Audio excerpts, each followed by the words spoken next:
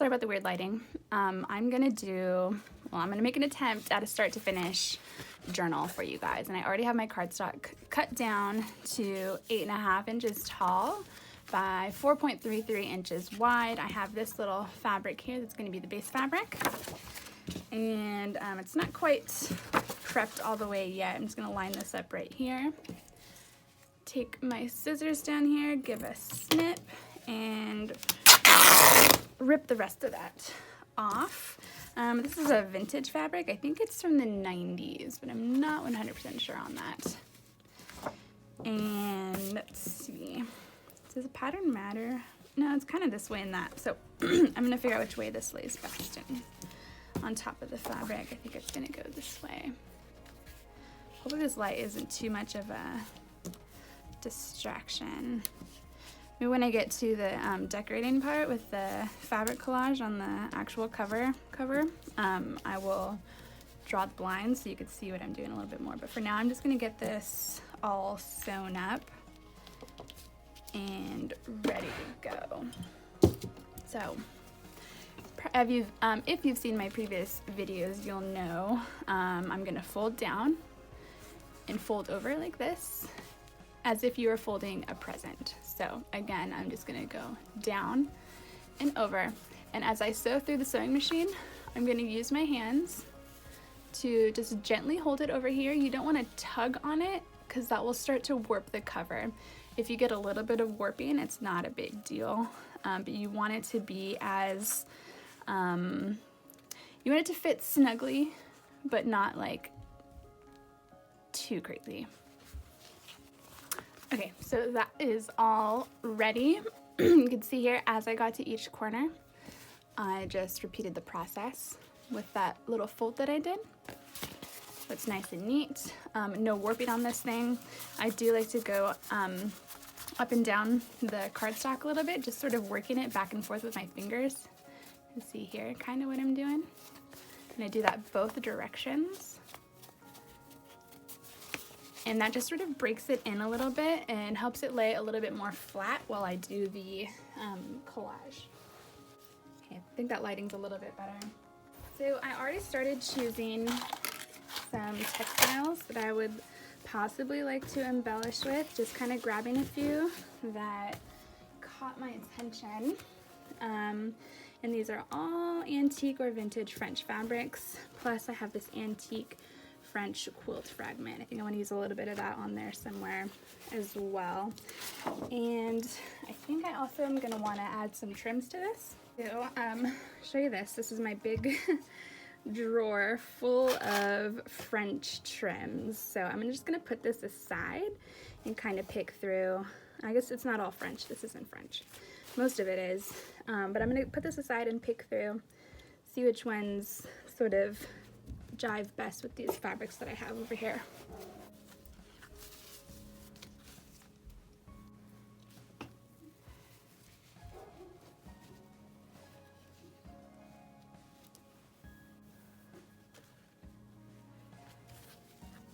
Okay. I'm also bringing over my giant basket of lace. I think I want to try for maybe some lace on here as well and just kind of get super crazy with this thing. But before I bring in the lace, I want to plan out my cover. So I'm going to set the trims aside and just sort of take a look at these. I feel like one of these is probably going to get cut. I want to use this one for sure. Like cut from the the cover itself. They're all gonna get cut because I need to do that in order to use them. So I'm gonna get started with some basic layout. I think this is my go-to move. I always cut a fat strip and like put it at the top. This might get moved later, but I'm just like kind of noting that I always go for this top cover first. I'm just gonna grab a couple paper clips to hold these edges down while I'm just doing the planning. Oh, I kind of like that. I was thinking that this was going to be the fabric that I took out, but now that I have some here, I might just keep it. Let's see which way. Let's just stick it on like that for now. And I'm gonna put this clip over here to keep it down. Like that. So far so good. Let's look at this. This is like a metal trim. It's really interesting. It's metallic, and I think it's actually has like little tiny wires in it. Put that there. This cover is going to be super rich. I want to center that, so I'm going to move it a little bit and just snip right here. And let's see. Just take a little bit over here too. Like that. That's good. Okay. Now, do I want any of this one on here anywhere? Top maybe? If I layered it with this one. No. I'm just gonna keep this aside for now. And see if I want to use any of this on here. I really like this bottom part. I'm gonna cut some of it and see what it looks like.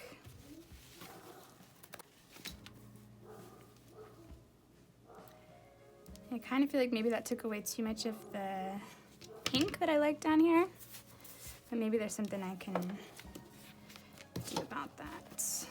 I flip this around, scoot it up a little bit, put this here, and tuck that, put this back up here.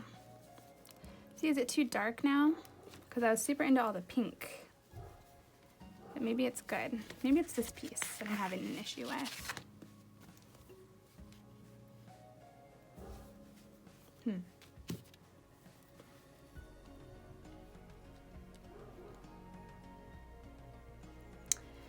Let's see. Okay, I'm gonna put this back. I have an idea. I don't know if it's gonna work, but I have some lace that you've probably seen me use recently. It's got like kind of like a sequined floral pattern on it. And it is pink. Right here. See, maybe if I like just added a little bit of this over the cover, over the top of that. Let me get this part right here. And see how it'll look. Like over here. Then there's more pink in it, which is what I liked. Put this. I have to kind of figure out though which side of this I want to use because I like this corner. I'm just not sure. Oh.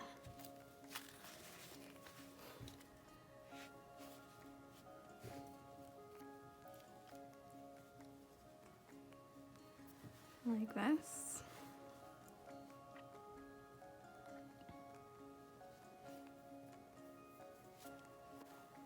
I have this. Whoa. Okay, hang on a second. Let me see. Maybe this is it. Because I can layer this underneath the gold piece. Like that. That might be good.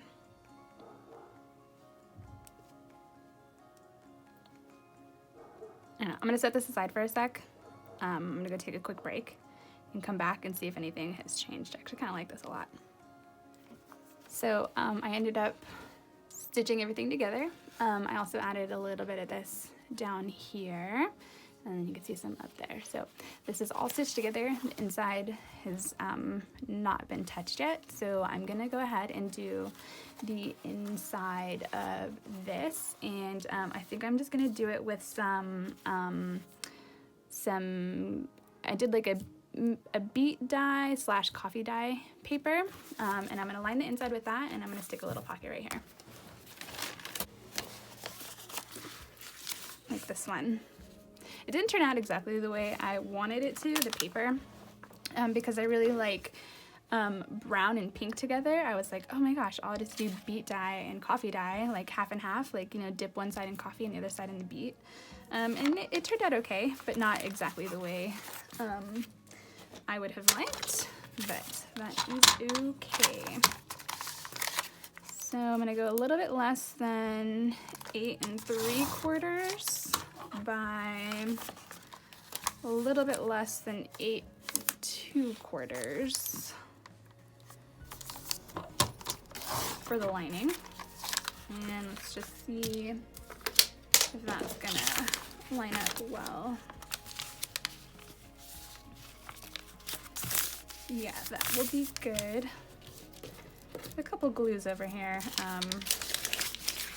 4 actually. As I start to run out, I tip them upside down like this and put them in my window so that I can use the bottle as much as possible.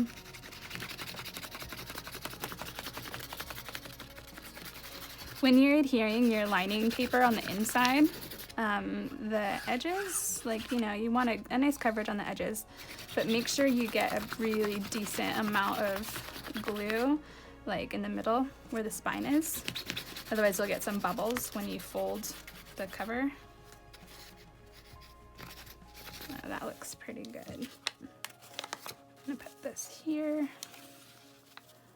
Let's see, it's pretty good. I'm gonna use my bone folder. There are gonna be some wrinkles in this because it's pretty thin and it's dyed, and so there's already wrinkles in the paper. I don't mind it too much. I actually kind of like it. I think it lends to the like previously loved look that I like on the journals.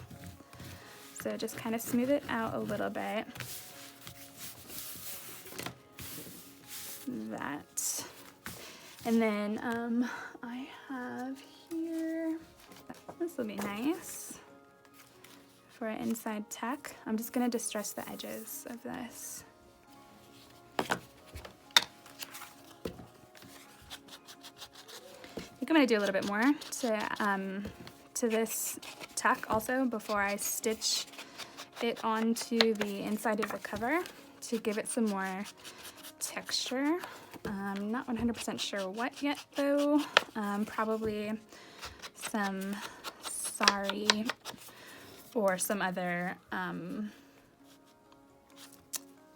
textile like that. On my desk here I have this and some more of this, which I think could tie into the cover. I just get some of this. I find the end of it here.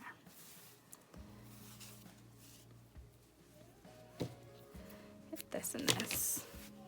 So what I'm going to do first is ruffle this onto here. And then once that's done, I'm going to go back and put this on top of the ruffle.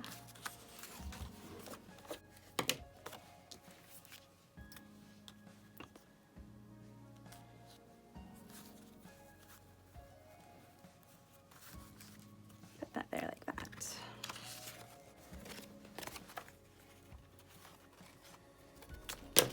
I know this has some texture. And I'm gonna go ahead and run this through the sewing machine and get as close to the edge of this paper as I possibly can.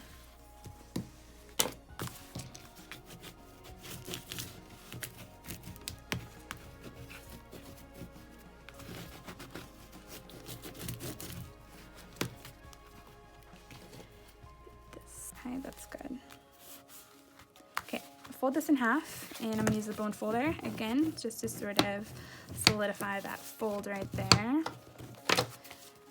Oh, that that didn't work. Just a little adjustment.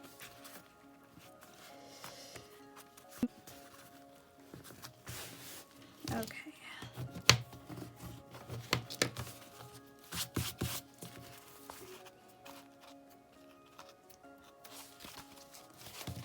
That's better.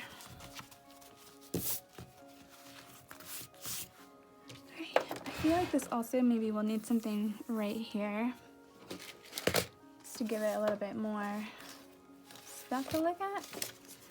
Like this, that would be pretty. some handwritten French ledger down there.